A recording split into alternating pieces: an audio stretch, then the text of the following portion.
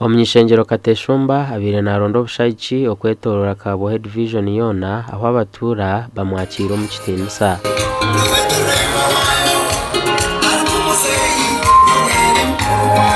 Kazo mwirwaro lya Kabohe Center for na maramwesa nishatu rukuragurwa Horasi na Dr. Dickson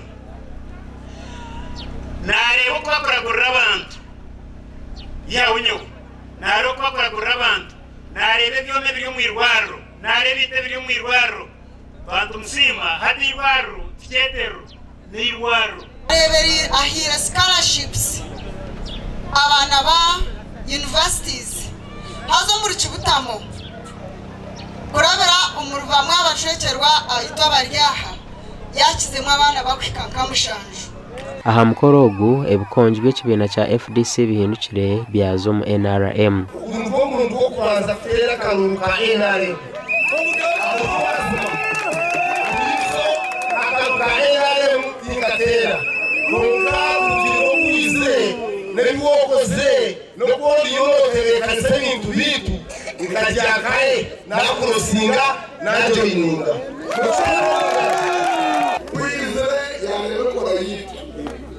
Hatu mutiro mbasi ayo mbasi dana kameme ungari mbasa direki asamire yizura miyenda mwachira wa movement daka kama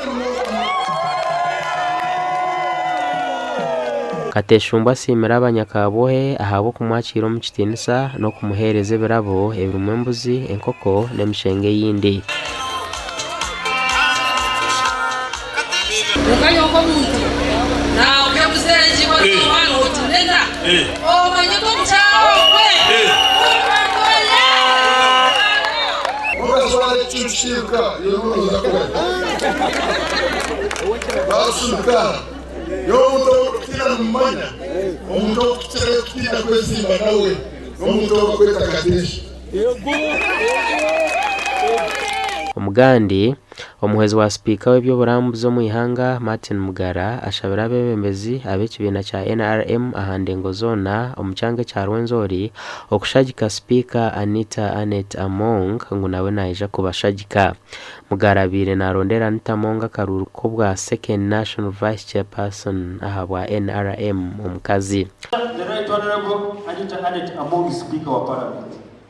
Muihanga muno muntu wakenga wakasatu oreda arabiraho unopposed mu constituency nyina kubaneza urachagaruka parliament na igana na focus speaker bakuba abene MP hano hagati bulito abene ajakiba gumbezi naja kogana na focus speaker wa parliament nsaba nanyo akaruru ni musabira akaruru mu bagenzi bange habakuwa ni manya niwe mukazi arikusobora.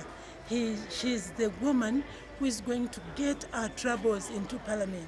Following mono kandi yaboliri hanga lero na party na mobilization ya tubolire mu Eastern no mu hanga liona tukambira naje kuija na kuno akana asawe jini kamba na president no warekara uwa karwa takasira karuba president Uganda yona. Mugara atanchiro mu district ya Chegegwa, Chenjojo, Fort Portal City, Bundubujo na Kabarore okugambira abebembeza aba ebigendera bya Anita Among aha mwanyogu. I do attract my team to faithfully, strongly, with unity, endorse our candidate to success without any further hesitation. I append my signature on this 12th day of July 2025. So help me God. Kuru munongwe kitu kinoja kikabuza speaker wa parliament kandi lora no candidate aja kukire kimara busabono wemi abakuba she's a speaker na baraki na legislatinga hona no kugumza mu district ya Kamwenge, Kitagwenda n'ahandi kurondera speaker Anita Obshagichi gasha kwa Mike Twachire na Daniel Bingana.